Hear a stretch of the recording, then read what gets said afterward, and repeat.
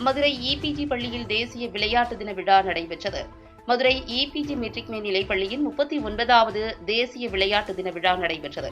Major Dhyan Chand பிறந்த நாளான August 29ஆம் தேதி தேசிய விளையாட்டு தினமாக கடைபிடிக்கப்பட்டு வருவதையொட்டி பள்ளி மாணவ மாணவிகளுக்கான பல்வேறு விளையாட்டுப் போட்டிகள் நடத்தப்பட்டன. இதில் ஆசிரியர் தனராஜேஸ்வரி வரவேற்புரையாற்றினார். இந்நிகழ்வில் சிறப்பு அழைப்பாளராக நாகர்கோவில் அரசு உயர்நிலைப்பள்ளி டாக்டர் காட்வின் வேதநாயகம் ராஜ்குமார் கலந்து கொண்டார்.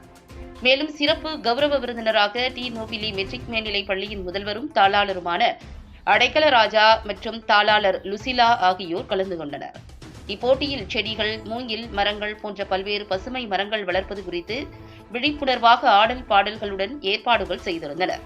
மேலும் சிறுவர்களுக்கான ஆடல் பாடல், தண்ணீர் நிரப்பும் போட்டி, கராத்தே, சிலம்பம் போட்டி உள்ளிட்ட பல்வேறு போட்டிகள் நடைபெற்றன. வெற்றி பெற்ற மாணவ மாணவிகளுக்கு பாராட்டி பரிசுகள் வழங்கப்பட்டது.